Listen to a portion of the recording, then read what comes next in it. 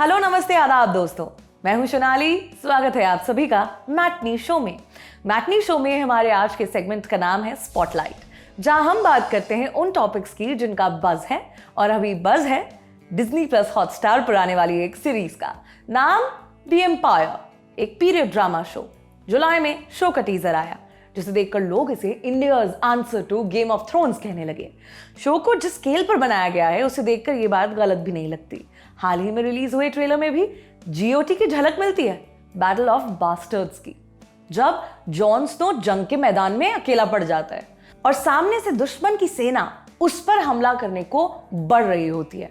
The empire के lead role में है कुणाल कपूर, जो जहीरुद्दीन मोहम्मद बाबर बने हैं। साल 1500 के आसपास बाबर ने उज्बेकिस्तान के शहर समरकंद से अपना शासन खो दिया था। उसी पूरे घटनाक्रम, युद्ध और मुगल शासन के इर्द गिर्द ये सीरीज बुनी गई है। बाबर ने अपना शासन गंवाया था मोहम्मद शैबानी खान के हाथों। शैबानी उज्बेक लीडर था। इस वेब सीरीज में शैबानी के रोल में है डीनो मोरिया। डीनो नेगेटिव रोल में है और किरदार को बेरहम क्रूर दिखाने की कोशिश करते हुए भी दिखाई दे रहे हैं। दिग्गज एक्ट्रेस शबाना आजमी शो में किंग मेकर की भूमिका में नजर आएंगी। वो यहाँ बाबर की दादी एहसान दौलत बेगम बनी है। अब तक शो की जितनी भी फुटेज हमें देखने को मिली है, उसे देखकर एक बात स्पष्ट तौर पर कही जा सकती है कि ये एक विजुअल ट्रीट साबित होने वाली है फॉर श्योर। ऐसा हिस्टोरिकल ड्रामा पीस जो इंडियन ऑडियंस की झोली में बहुत पहले आ जाना चाहिए था। खैर, अब ये सीरीज आ रही है 27 अगस्त को, वो भी डिज्नी प्लस हॉटस्टार पर। लेकिन बड़े स्केल पर बनने वाले पीरियड इंडियन ड्रामास का सिलसिला द एम्पायर की रिलीज के बाद थमने नहीं वाला है। ऐसे कई सारे प्रोजेक्ट्स हैं जो कतार में रेडी हैं दर्शकों को चौंकाने के लिए। आज के एपिसोड्स में हम ऐसे ही प्रोजेक्ट्स की बात करेंगे। सबसे पहले बाहुबली बिफोर द बिगिनिंग। आम इतिहास को पढ़ने का क्या तरीका है? हर एक घटनाक्रम को याद रखना मुमकिन नहीं। ऐसे में मेजर इवेंट्स को पॉइंट्स बनाकर किसी भी चीज की हिस्ट्री को स्टडी किया जाता है, जैसे इस बड़े घटनाक्रम से पहले या बाद में क्या हुआ था, या किसी खास इंसान के आने से पहले या बाद में क्या हुआ था। सिनेमा की हिस्ट्री पढ़ने का तरीका भी कुछ ऐसा ही है, जैसे कोई बड़ी फिल्म आई या फिल्म मेकर हुए, उनके समय के आगे और पीछे क्या हुआ। इंडियन सिनेमा के हाल की हिस्ट्री में देखें तो ऐसी एक बड़ी फिल्म सीरीज याद आती है जो बेंचमार्क साबित हुई। 2015 में बाहुबली द बिगिनिंग रिलीज हुई।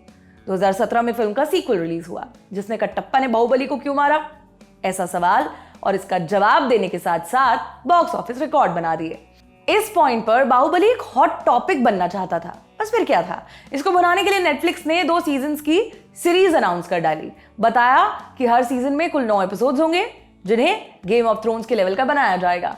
आनंद नीलकांतन की किताब द राइज ऑफ शिवगामी पर शो की स्टोरी को बेस किया गया, जहां अमरेंद्र और महेंद्र बाहुबली से पहले रानी शिवगामी की कहानी दिखाई जाएगी कि कैसे वो एक नासमझ लड़की से एक समृद्ध साम्राज्य की रानी बनी। 2018 में शो पर काम शुरू कर दिया गया। न्यूज आई कि मृणाल ठाकुर रानी शिवगामी का टाइटल रोल प्ले करेंगी। उनके अलावा अतुल कुलकर्णी और राहुल बोस भी शो का हिस्सा थे। फिर कट टू 2021, मार्च का महीना, खबर आती है कि नेटफ्लिक्स ने शूट हुए शो को पूरी तरह से रद्द कर दिया। 100 करोड़ रुपए की लागत में तैयार हुए शो को सिरे से नकार दिया। उन्हें गेम ऑफ थ्रोन्स वाली वाइब भी नहीं आ रही थी, इसलिए शो का बजट दुगना कर दिया और इसे नए सिरे से शूट करने का फैसला किया। बताया जा रहा है कि मृणाल की जगह किसी और एक्ट्रेस को लिया जाएगा। 200 करोड़ रुपए के बजट में बनने वाले इस शो की शूटिंग सितंबर में शुरू होने वाली है। दूसरा, पृथ्वीराज। अक्षय कुमार साल में 3-4 फिल्में करते हैं। वो इसलिए संभव हो पाता है क्योंकि वो एक फिल्म की शूटिंग 40 दिन में खत्म कर देते हैं। मगर यशराज प्रोडक्शन में बनने वाली पृथ्वीराज उन चुनिंदा फिल्मों में से है जिसके लिए अक्षय को इससे ज्यादा समय लगा है। रिपोर्ट्स की माने तो अक्षय की पृथ्वीराज की जो शूटिंग है वो खत्म करने में 110 दिन लग गए। ये बड़े लेवल पर बन रही पीरियड ड्रामा फिल्म है। इसमें अक्षय के साथ साथ संजय दत्त, मानुषी छिल्लर और सोनू सूद जैसे कलाकार नजर आने वाले हैं। फिल्म में एक बड़े स्केल का वॉर सीक्वेंस है, जिसके लिए विदेशों से घुड़सवार बुलाए गए थे। इन सीक्वेंस को डिजाइन किया है साउथ अफ्रीका के एक्शन कोरियोग्राफर फ्रांस स्पिलहॉस ने। फ्रांस इससे पहले यशराज प्रोडक्शन की ही ठग्स ऑफ हिंदुस्तान और शमशेरा जैसी फिल्मों के एक्शन सीक्वेंसेस को डिजाइन कर चुके हैं। बताया जा रहा है कि इन वॉर सीक्वेंस की शूटिंग अक्षय कुमार ने 21 किलो का कॉस्ट्यूम पहनकर की थी। और बताया जा रहा है कि पृथ्वीराज की शूटिंग पूरी हो चुकी है। यशराज फिल्म्स ने साल की शुरुआत में 2021 में रिलीज होने वाली अपनी फिल्मों का रोस्टर अनाउंस किया था, जहां 5 नवंबर 2021 को पृथ्वीराज को रिलीज करने की डेट बताई गई थी। हालांकि तब से अब तक कोरोना की दूसरी लहर आ चुकी है, बहुत कुछ घट चुका है। देखना होगा कि मेकर्स कोई नई डेट अनाउंस करते हैं या इसी के साथ साथ आगे बढ़ते हैं। तीसरा नाम है तख्त। दारा शिकोह, वो मुगल शहजादा जिसे धर्मशास्त्री, सूफी और विविध कलाओं का ज्ञान रखने वाला कहा जाता है। प्रशासन, सैन्य मामलों और राजनीति में दारा की कोई खास रुचि नहीं थी। वो अपने पिता शाहजहां को प्यारा था। इतिहासकार बताते हैं कि यह भी एक वजह थी कि शाहजहां ने उसे रण कौशल में पारंगत नहीं होने दिया, उसे खतरों से दूर रखा, जबकि अपने दूसरे बेटे औरंगजेब को छोटी उम्र से ही सैनिक अभियानों पर भेजना शुरू कर दिया था। औरंगजेब दूर दराज के इलाकों में सेनाओं का प्रतिनिधित्व करता और दारा अपने पिता के दरबार में रहता। दारा और औरंगजेब के रिश्तों की कहानी बताएगी करण जौहर की फिल्म तख्त, जहां दारा बनेंगे विकी कौशल, वहीं रणवीर सिंह औरंगजेब के रोल में दिखाई देंगे। रणवीर पद्मावत में क्रूर खिलजी का किरदार निभा चुके हैं। देखना होगा कि वो यहां भी उतनी इंटेंसिटी रखेंगे या किरदार को थोड़ा टोन डाउन किया जाएगा। विकी और रणवीर के अलावा करीना कपूर खान, अनिल कपूर, आलिया भट्ट, भूमि पेडनेकर और जानवी कपूर जैसे एक्टर्स भी मेजर रोल्स में दिखाई देंगे। फिल्म को लेकर कई बार न्यूज आ चुकी है कि इसके भारी भरकम बजट के चलते इसको बंद कर दिया गया है, लेकिन ऐसा है नहीं, एटलीस्ट अभी तक तो नहीं। ये खुद डायरेक्टर करण जौहर कंफर्म कर चुके हैं कि कोरोना महामारी के चलते फिल्म को डिले किया गया है, लेकिन बंद नहीं। चौथा नाम है RRR। 1920 के दशक का भारत, उस गुलामी के दौर पर बनी दो क्रांतिकारियों की कहानी, अल्लूरी सीताराम राजू और कोमाराम भीम, जो ब्रिटिश राज से भी लड़े और हैदराबाद के निजाम से भी। दोनों ही इतिहास के असली किरदार थे, पर यहां कहानी के साथ थोड़ी क्रिएटिव लिबर्टी ले ली गई है। ये दोनों किरदार लार्जर देन लाइफ किस्म के थे। यही बात ध्यान में रखते हुए एक्टर्स भी चुने गए। तेलुगु सिनेमा के दो दिग्गज एक्टर्स रामचरण और जूनियर NTR। टीवी देखने वाली ऑडियंस रामचरण को भली भांति पहचानती है उनकी फिल्म ध्रुवा के जरिए। वहीं जूनियर NTR ने अपने 20 साल के लंबे करियर में एक से एक सुपरहिट फिल्में दे दी हैं। वैसे तो हाउसफुल करवाने के लिए दो नाम ही काफी हैं, पर यहाँ एक तीसरा नाम भी है जो आपको जानना चाहिए। फिल्म के डायरेक्टर SS राजामौली का, वही जिन्होंने बाहुबली बनाई थी, और इसके बाद तो उन्हें भूला ही कौन है। इतनी उम्मीदें जो बढ़ गई हैं उनसे।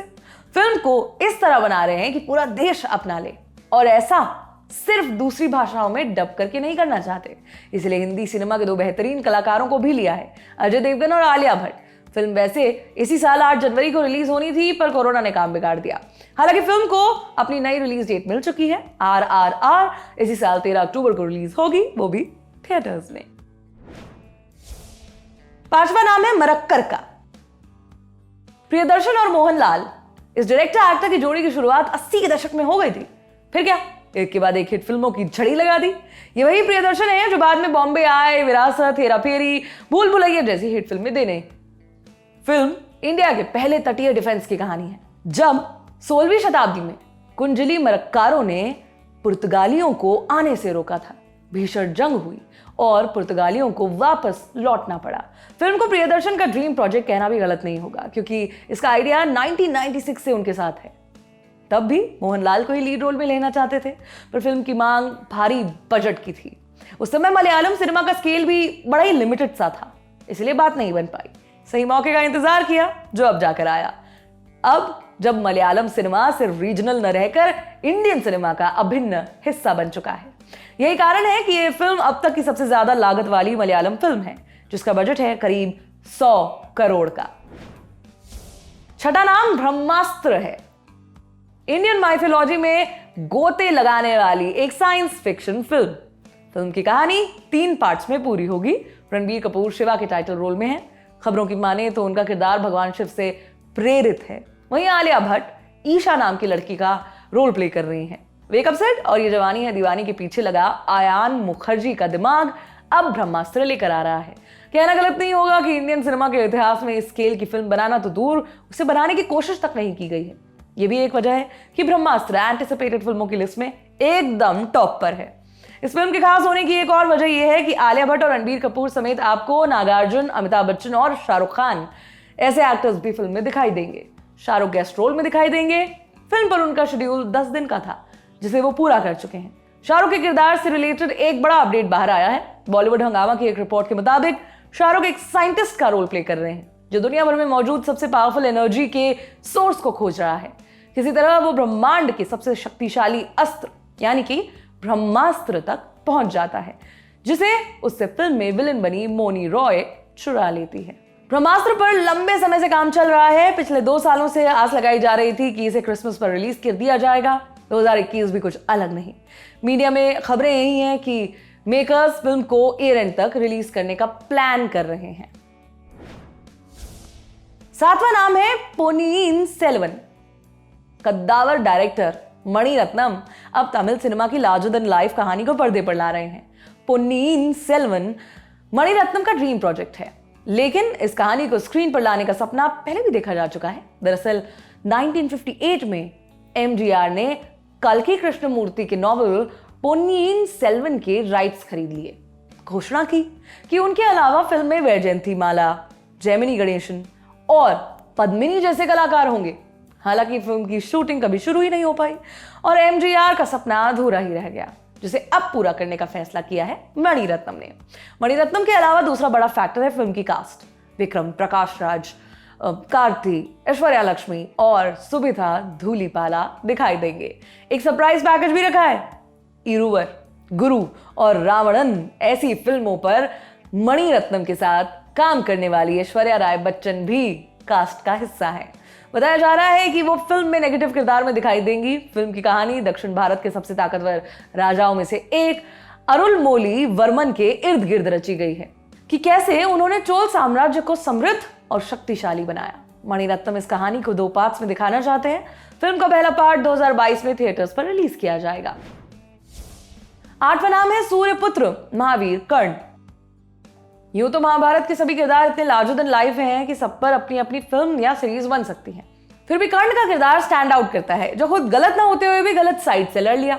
दोस्ती के लिए, अपने आत्मसम्मान के लिए अर्जुन को हीरो बनाकर कई कहानियां कही जा चुकी हैं। अब बारी है कर्ण के नजरिए से महाभारत की दुनिया को देखने की। बेल बॉटम को प्रोड्यूस करने वाली जैकी भागनानी की कंपनी पूजा एंटरटेनमेंट कोई कसर नहीं छोड़ रही फिल्म को बड़ा बनाने में। कर्ण के रोल के लिए भी तमिल सिनेमा के सुपरस्टार विक्रम को साइन किया गया है। फिल्म को हिंदी, मलयालम, तेलुगु, तमिल और कन्नड़ में रिलीज किया जाएगा। सूर्यपुत्र महावीर कर्ण के हिंदी वर्जन के लिए डायलॉग और लिरिक्स लिखे हुए हैं कुमार विश्वास ने। इसी 23 फरवरी को छोटे से टीजर के जरिए फिल्म का ऑफिशियल लोगो भी रिलीज कर दिया गया, जिसके बाद ऑडियंस में फिल्म के प्रति बनी हाइप में इजाफा हो गया है। 9th name on the list, आदि पुरुष। 500 करोड़ रुपए ये बजट है आदि पुरुष का। फिल्म के स्केल का अंदाजा आप इसी बात से लगा लीजिए कि टोटल बजट का आधा तो फिल्म के वीएफएक्स पर खर्च होने वाला है। बाहुबली फ्रेंचाइज के बाद हर बड़ा प्रोडक्शन हाउस प्रभास के साथ काम करना चाहता था। वो एक बैंकेबल एक्टर के तौर पर स्टैब्लिश हो चुके थे। ऑडियंस को भी इंतजार था कि वो अब नेक्स्ट क्या बड़ा करने वाले हैं। फिर आई साहो, जिसने प्रभास के फैंस को निराशा के अलावा और कुछ भी नहीं दिया दोस्तों। लेकिन अब लग रहा है कि आदि पुरुष से उनके फैंस को सारी जो शिकायतें थी वो दूर हो जाएंगी। फिल्म की कहानी रामायण पर आधारित है, जहां प्रभास के कैरेक्टर को भगवान राम पर बेस बताया जा रहा है। वहीं देवी सीता से प्रेरित किरदार में कृति सानन नजर आएंगी। अब राम और सीता है तो कहानी में रावण भी होगा। यहाँ भी है लंकेश नाम का किरदार, जिसे निभाएंगे सैफ अली खान। तानाजी के डायरेक्टर ओम राउत आदि पुरुष को बना रहे हैं। मेकर्स ने अनाउंस किया कि 11 अगस्त 2022 को फिल्म रिलीज की जाएगी। अब आप इन फिल्म्स और सीरीज में से किसे देखने के लिए बहुत एक्साइटेड हैं, हमें कमेंट करके जरूर बताइए। आज के मैटनी शो में आपके लिए इतना ही। मुलाकात अब अगले एपिसोड में, तब तक के लिए बहुत बहुत शुक्रिया।